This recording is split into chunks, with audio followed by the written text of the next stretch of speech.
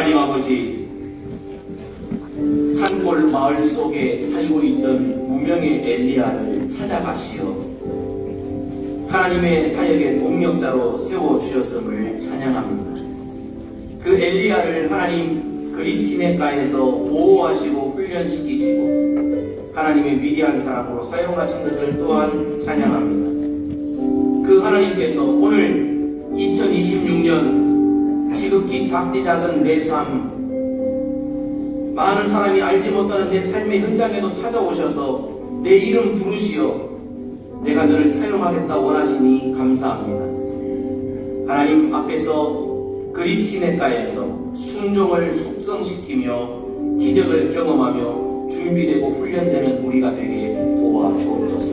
그래서 앞으로의 남은 우리의 삶이 하나님의 기쁨이 되고 하나님께 영광이 되는 삶을 살아갈 수 있도록 엘리야에게 역사하셨던 하나님, 우리에게도 역사하여 주시옵소서. 아멘. 우리의 삶에 그릿 시내가를 허락하실 하나님을 기대하며 예수님의 이름으로 기도 올리옵나이다. 아멘. 나에게 주시는 하나님의 말씀으로 들려지기를 주님의 이름으로 축복합니다. 오늘 우리는 그리시네가에서 만나는 하나님의 보호하심과 그리시네가에서 만날 수 있는 하나님의 훈련하심을 살펴보게 될 것입니다. 하나님께서 오늘 본문 말씀 속에서 어떻게 그리시네가에서 일하셨는지를 살펴보면서 그 하나님이 우리의 삶에도 동일하게 임하시고 우리가 그렇게 반응할 수 있기를 기대할 수 있는 복된 시간이 되었으면 좋겠습니다.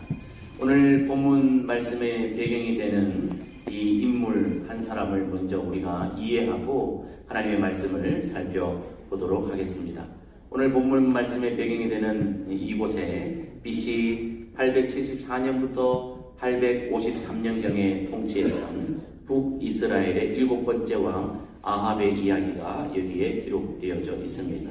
아합이라고 하는 이 왕은 이스라엘 왕들 중에 악한 왕으로 세 손가락 안에 드는 사람이었습니다. 매우 악한 사람이었습니다. 이 아합은 결혼을 하나님의 말씀에 어긋나게 했는데 시돈의 왕이자 바알의 제사장인 엣바알의 딸 이세벨을 아내로 맞이해서 결혼하게 됩니다. 이세벨이 아내로 들어왔을 뿐만 아니라 이세벨이 품고 온 우상들이 있었습니다. 바알과 아세라가 그 대표적인 우상입니다. 아합은 이세벨이 품고 온 이 우상을 숭배했고 백성들도 이 우상을 숭배하도록 하는 일에 앞장섰습니다. 아합은 원래 탐심이 많은 사람이었는데요. 우상 숭배하는 여인에게 또한 휘둘려 살았던 그 사람 중에 한 사람이 아합입니다. 이 아합에 대해서 오늘 본문 열왕기상 17장 앞부분인 열왕기상 16장 말씀에 보면 그의 삶에 대해서 평가를 하는데 이 평가가 그를 온전히 다 보여주고 있다 생각이 듭니다. 30절 말씀에 보니까 그의 이전의 모든 사람보다 여호와 보시기에 악을 더욱 행하여 이 한 구절이면 이 아합의 삶의 종합적인 평가가 다 끝난 것 같습니다. 모든 사람보다 여호와 보시기에 악을 더욱 행했다. 31절, 32절, 33절 전반부 읽지 않아도 됩니다. 마지막 33절 하반절에 쐐기를 박는 말씀을 성경이 또 굳이 생략하지 않고 말씀하십니다.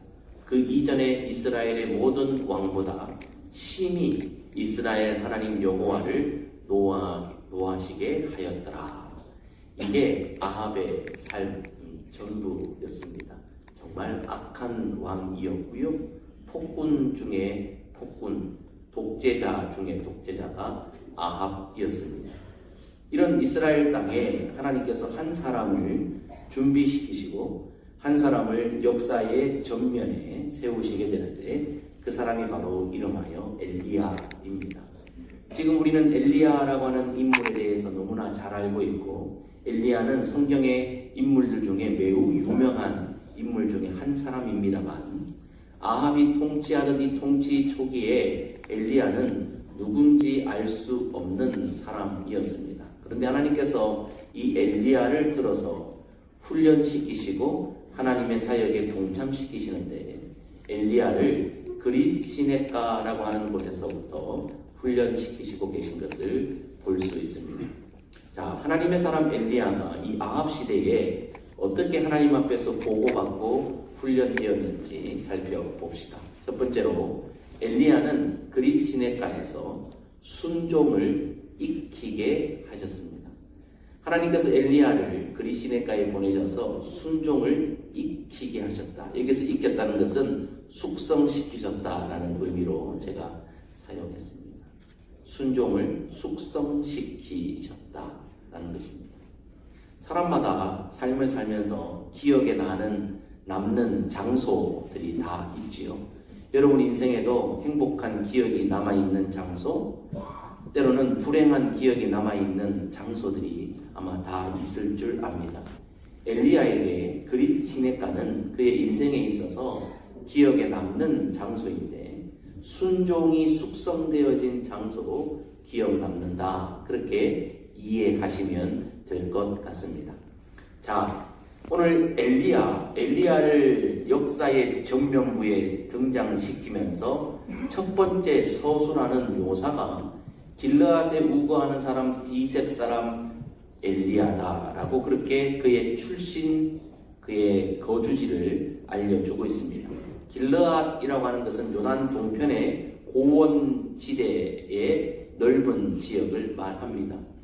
근데 이 길르앗이라고 하는 넓은 고원 지역 안에 작은 마을이 있었는데 그 마을이 디셉이라는 곳입니다. 경상북도 포항, 경상북도 오천 이런 형식이 될 것 같습니다. 길르앗에 우거하는 디셉 사람 엘리야. 한마디로 변두리에 살았던 사람, 고요한 산골에 살았던 사람입니다. 그 사람, 아무도 알지 못하는 그 사람을 하나님이 찾아가셨습니다. 여러분, 하나님은 온 우주의 창조주이신데요. 하나님이 그 산골 마을, 작은 마을에 사는 엘리야를 찾아가셨습니다. 은혜이지요. 지금 저와 여러분들이 이렇게 많이 모여 있는데 저나 여러분이나 지금 이 자리에 여기 있다는 것을 아는 사람이 몇 명이나 될까요? 아니, 여러분들이 지금 경북 포항에 살고 있다는 것을 아는 사람은 몇 명이나 되나요?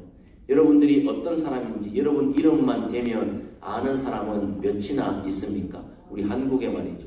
한국에 몇 없다면 아시아로 넓혀보면, 유럽으로, 아프리카로 가보면 저와 여러분들의 이름을, 존재를 아는 사람은 몇이나 될까요? 저와 여러분들은 이 땅 가운데 먼지와 같은 존재입니다.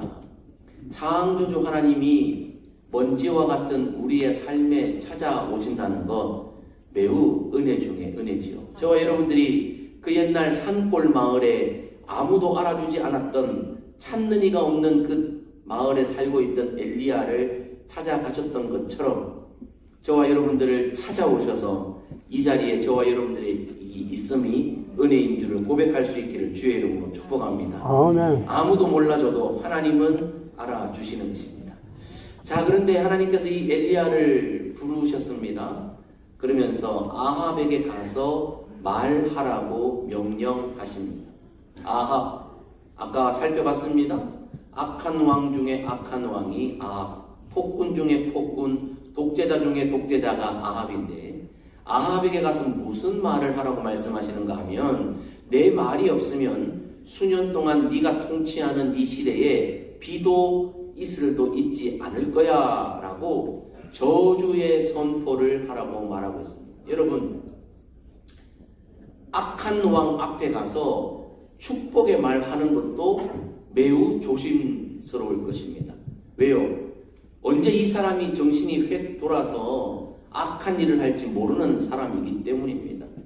우상에 짓눌려, 귀신에 짓눌려 사는 존재이기 때문에 그가 어떤 일을 할지 예측이 불가한 폭군이었습니다. 그런데 그런 아합 앞에 가서 축복의 말이 아니라 저주의 말을 하라니, 여러분 이거 목숨 내놓고 하는 것 아니겠습니까? 이 명령은 매우 위험한 순종을 요구하고 있습니다. 자, 여러분 한번 생각해 보세요.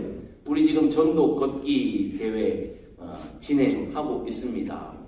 내 사랑하는 이웃, 내 가까운 친구, 때로는 남편, 아들, 형제, 그들과 함께 걷기를 하면서 복음을 전하는 것, 예수 믿고 구원받고, 예수 믿고 행복하고, 예수 믿고 영생 얻고, 예수 믿고 이 사랑의 삶을 사는 이 좋은 복음, 복된 소식을 전하는 것도 우리는 주저하는데,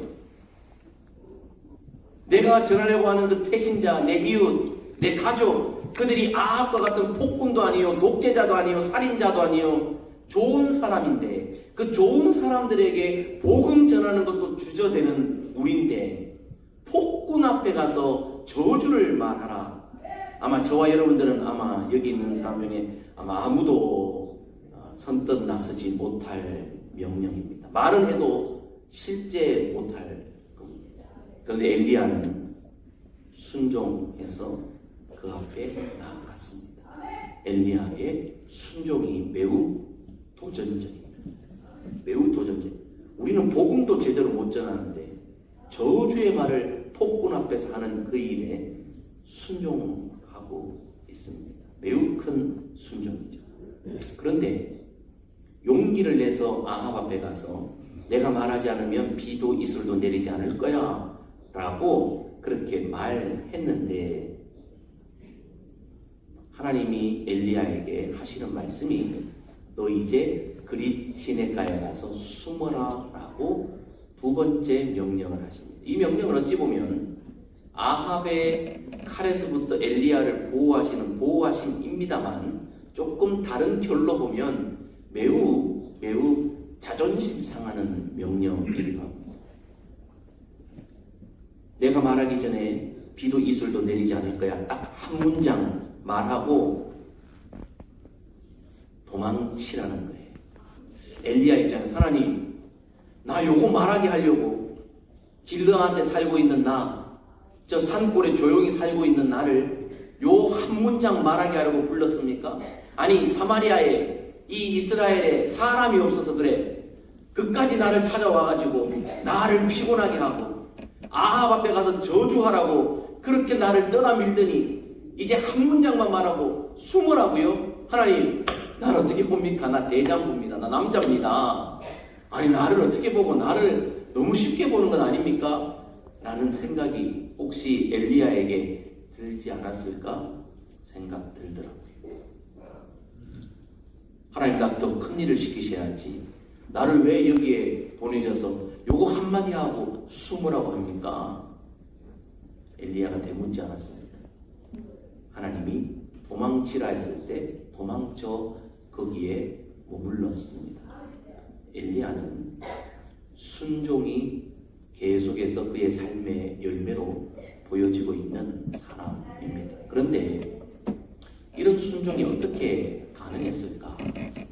오늘 본문 말씀에 보니까 놓치지 말아야 될 한 고백이 있는데, 엘리야의 고백입니다. 내가 섬기는 이스라엘 하나님 여호와의 살아계심을 두고 맹세하노니, 이 구절 말입니다.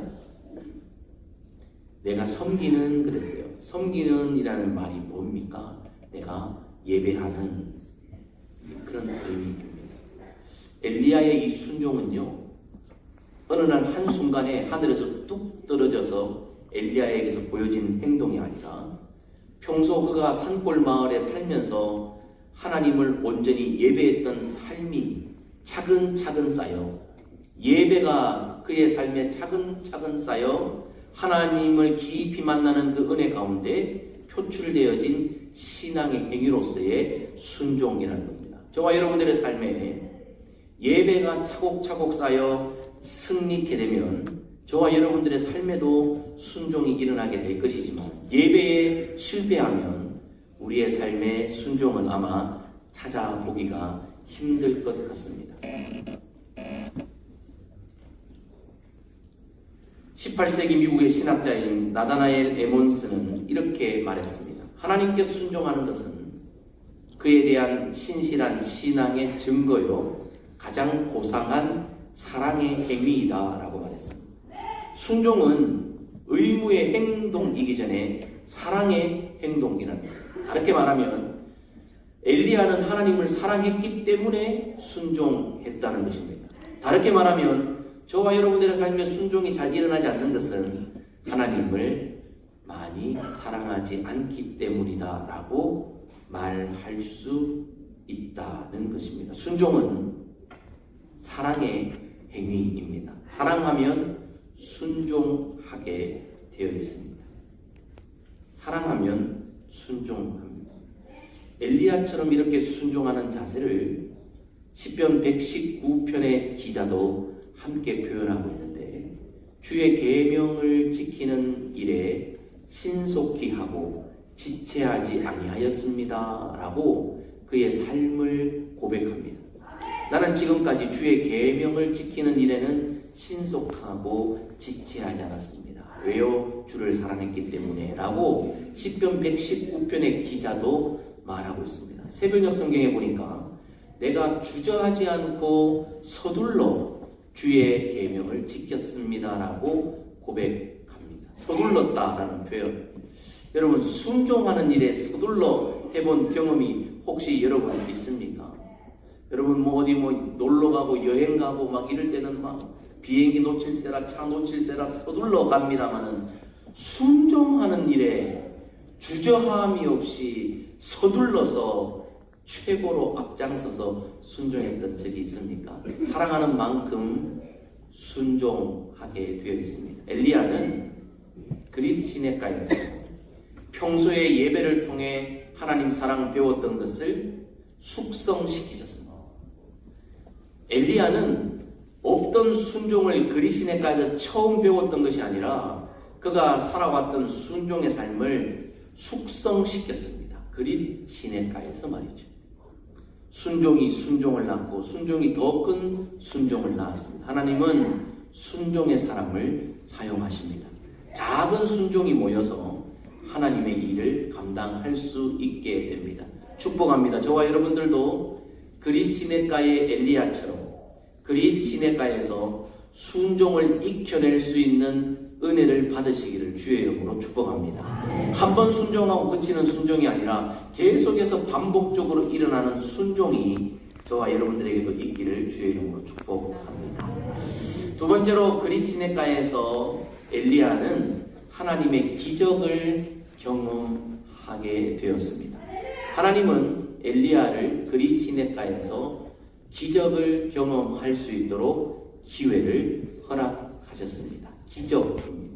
첫 번째는 순종이요, 두 번째는 기적입니다. 그러면 엘리야가 그리스 시내가에서 경험했던 기적이 무엇인지 한번 살펴보도록 하겠습니다. 엘리야가 경험했던 기적 3절 이하의 말씀에 보니까 나와 있습니다. 첫 번째 그가 경험했던 기적은 얼마 후에 그 시내가 말랐다라고 하는 것입니다. 시내가 마르는 것이 뭐가 기적입니까 싶지요. 첫 번째로 엘리야가 경험한 기적은요, 그가 말한 대로 되어지고 있다는 것을 경험했다는 거예요. 놀란 일이죠. 여러분, 기적이라는 것은 놀란 일이지 않습니까? 여러분들 혹시 여쭤보겠습니다. 여러분들은 여러분들이 말한 대로 무엇인가 척척척척 되는 기적, 놀라움을 많이 경험해 보신 적이 있나요? 엘리야는 말이죠, 내 입에서 말이 나오기 전에 비도 이슬도 내리지 않을 거야 라고 말했더니 그의 삶의 자리에 가보니 진짜 비도 이슬도 하나님 말씀대로 내리지 않는 것을 경험하게 되었더라는 거예요. 이게 무슨 말입니까? 하나님이 자연 세계를 통치하는 것을 그가 직접 경험하게 되었다는 것입니다. 우리는 머리로는 잘 압니다. 하나님이 온 우주의 통치자라는 것을.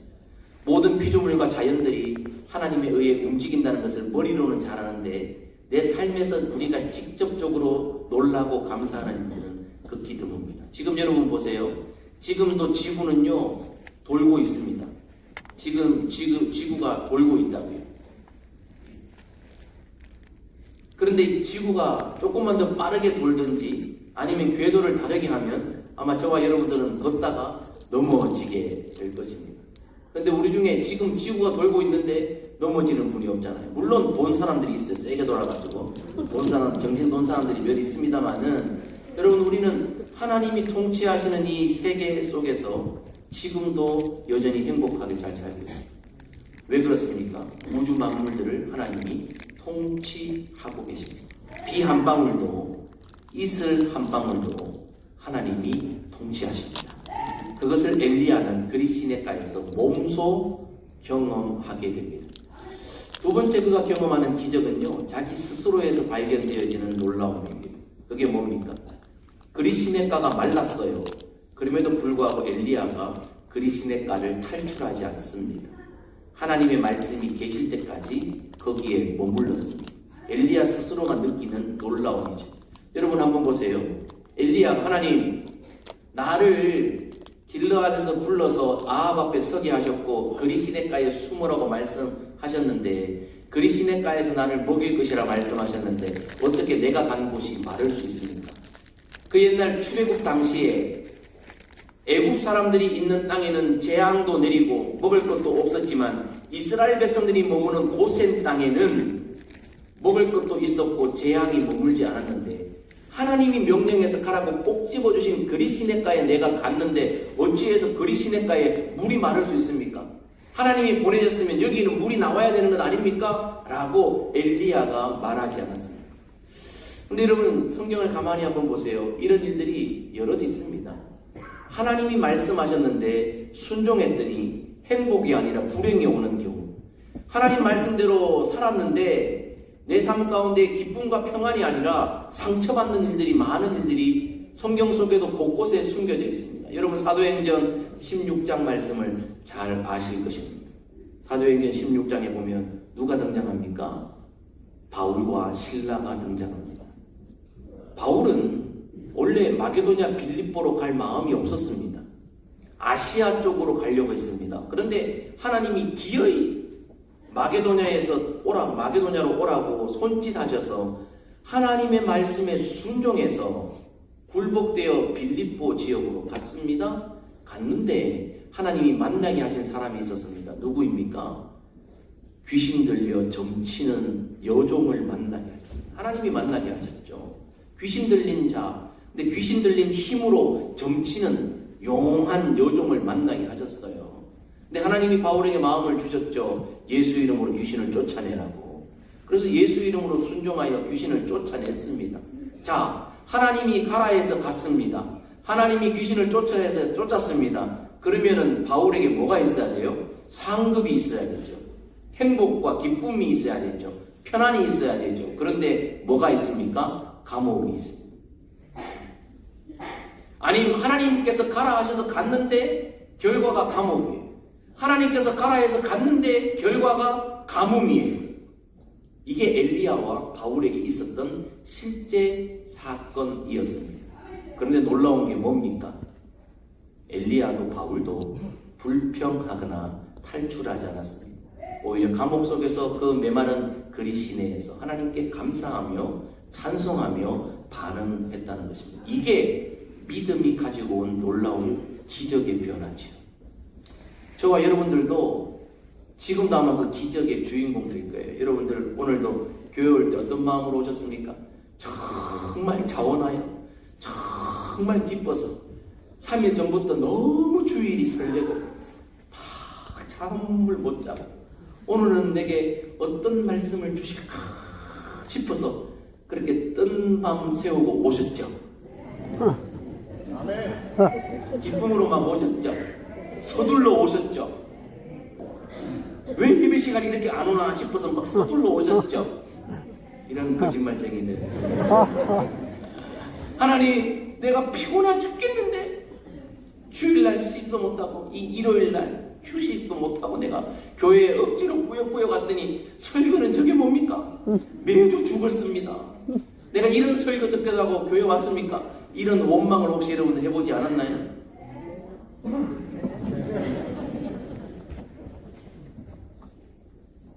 하나님, 내가 주의 말씀대로 살려고 했는데 헌신했는데 내가 왜 상처를 받아야 됩니까?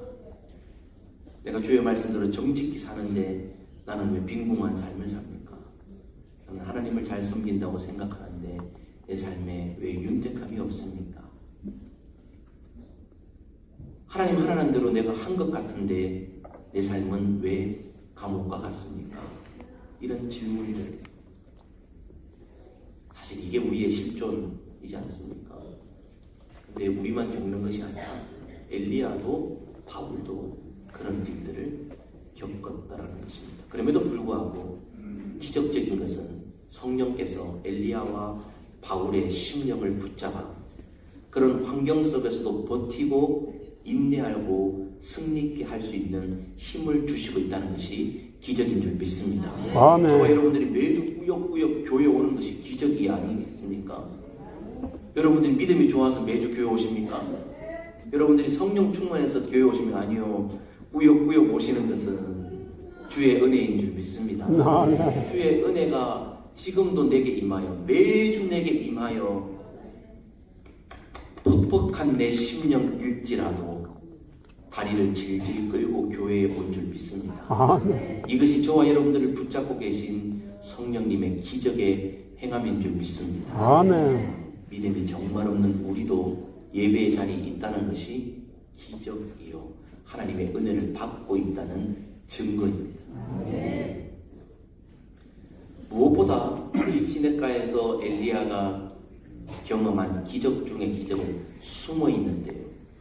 그 기적은 4절과 6절에 있습니다. 4절과 6절을 같이 한번 읽어보겠습니다. 시작. 그를 하시라. 까마귀들에게 명령하여 거기서 너를 먹이게 하라. 까마귀들이 아침에도 떡과 고기를 저녁에도 떡과 고기를 가져왔고. 아멘. 자, 여러분, 까마귀는 길조입니까? 흉조입니까? 까마귀는 길조입니까? 흉조입니까? 지금 의견이 분분합니다. 중국이나 영국 같은 나라에서는 까마귀가 길조입니다. 우리나라에서는 대부분 흉조이지요. 옛부터 흉조로 여겨집니다. 그러면 여러분, 이스라엘 땅에는 까마귀는 길조일까요? 흉조일까요? 길조예요? 흉조예요? 저 일부에 보고 와가지고 답을 하는데요. 여러분, 이스라엘 백성들에게 까마귀는요, 흉조 정도가 아니라 가증한 새예요. 레위기 말씀, 신명기 말씀에 보면 새 중에 너희가 가증히 여길 것이 있으니라고 쭉 새의 종류들을 말씀하시면서 까마귀 종류를 말씀하십니다. 까마귀는 가증한 새입니다. 특별히 까마귀의 특징을 살펴보면 이 화면에 나오는 까마귀, 조금 색다른 까마귀죠. 우리나라 까마귀와 조금 다른 종의 까마귀입니다. 저게 유대 땅에 있는 까마귀의 종류라고 합니다. 약간 여기 부분에 색깔이 투톤. 이 까마귀의 특징이 뭔가 하면요, 작은 동물을 공격하는 특징이 있습니다. 사람들 중에도 이런 까마귀 같은 가증한 사람들이 있어요. 강약, 약강이죠. 강한 사람에게는 한없이 약하고 약한 사람에게는 한없이 강한 척하는 골불견 사람들 말이에요. 강한 사람 앞에서는 막 비비고 약한 사람 앞에서는 막 굴림하고 이런 사람 골불견이죠. 그죠? 왜 저를 보고 이해하세요? 참 가증하잖아요. 까마귀가 그래요. 그래서 까마귀는요, 작은 동물 보면요, 가가지고 막 괴롭히고요. 괴롭히는 정도가 아니라 약하다 여기는 눈을 쪼아가지고 눈을 뺏어 먹는 정말 못된 짐승 중에 하나가 까마귀예요. 본능적으로 그렇다는 거예요. 까마귀는요, 또 썩은 고기를 좋아해가지고요, 냄새나고 썩은 쓰레기 같은 걸 좋아해가지고요, 시체가 있어 썩은 냄새나는 곳에는 언제나 까마귀가 출몰한다고 합니다. 그러니까 위생적으로도 깨끗하지 않아요. 썩은 것, 더러운 것, 쓰레기 이 주변에 있는 게 까마귀라는 거예요. 본능적으로 까마귀는 그렇다는 거예요. 가정한 거죠. 무엇보다도 까마귀가 욕심이 많아가지고요, 아합처럼 욕심이 많아가지고 먹이에 집착이, 먹는 것에 집착이 너무 강한 거예요. 먹는 것에 집착이 강한 거예요. 그래서 한 번 입에 문 것, 저 사진에 지금 풀이에 뭐 물고 있죠. 한 번 문 것은요, 웬만해서는 내놓죠. 강한 누군가가 와서 뺏지 않으면 절대 자기가 스스로 내놓는 일이 없는 새가 까마귀랍니다. 그런데 여러분, 이 가증한 새인 까마귀가 오늘 그리 시냇가에서 보여준 행동은 기적입니다. 오늘 성경 말씀에 보니까 아침 저녁으로 까마귀들이 엘리야에게 뭘 가져다 줍니까? 떡과 고기를 가져다 줍니다. 떡과 고기를 가져다 줍니다. 뭐 떡은 까마귀가 떡을 못 먹어봐서 못 먹었다 칩시다. 고기는 한 번 입에 들어갔다 하면 웬만해서는 내놓지 않는 까마귀가 이름도 모르는 엘리야에게 가서 그것을 내놓습니다. 그런데 오늘 성경 말씀에 보니까 흥미로운 것은 까마귀들이, 한 마리 정신 나간 까마귀가 잘못해가지고 본능을 상실하고 한 마리가 조금 잘못돼서 엘리야에게 그렇게 가져다 준 것이 아니라 여러 까마귀들이 본능을 거슬러 올라가 엘리야에게 떡과 고기를 줬다는 것입니다. 그것도 한 번만 그런 것이 아닙니다. 하루만 그런 것이 아닙니다. 성경 말씀해 보니까 얼마의 기간 동안 아침과 저녁으로 반복해서 까마귀들이 엘리야에게 떡과 고기를 물어줬다. 한번 생각해 봤어요. 여러분, 엘리야가 한 끼 식사할 때 떡을 몇 개 정도, 고기를 몇 덩이 정도 먹었을까요? 하나님은 얼마 정도를 그에게 허락하셨을까요? 아마 저는 많이 줬을 것이라 생각합니다. 그러면요, 여러 마리의 까마귀들이 아침 저녁으로 엘리야에게 와서 떡과 고기를 내어놓고 갔다는 것입니다. 기적이죠.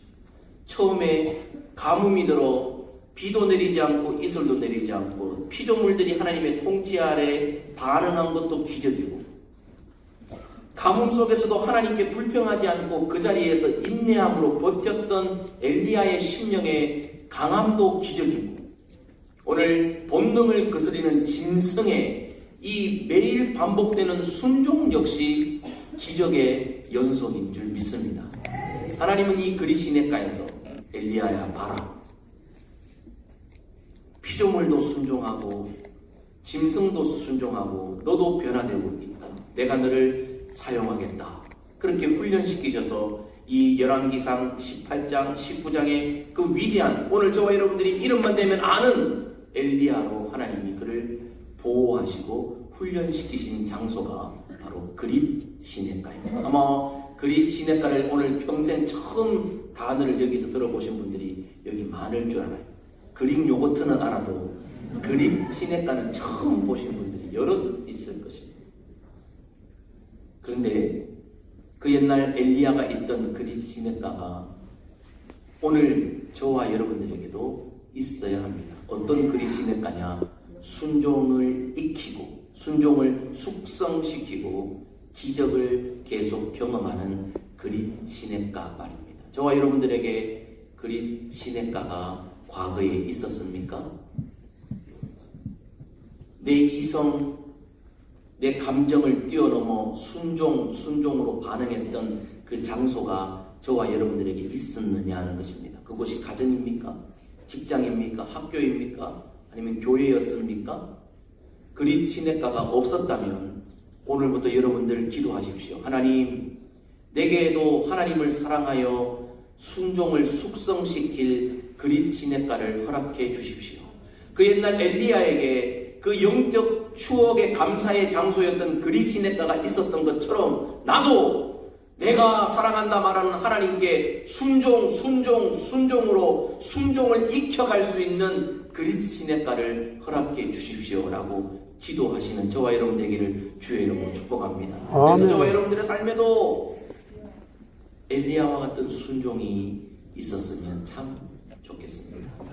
아마 하나님은 이미 주셨을 것입니다.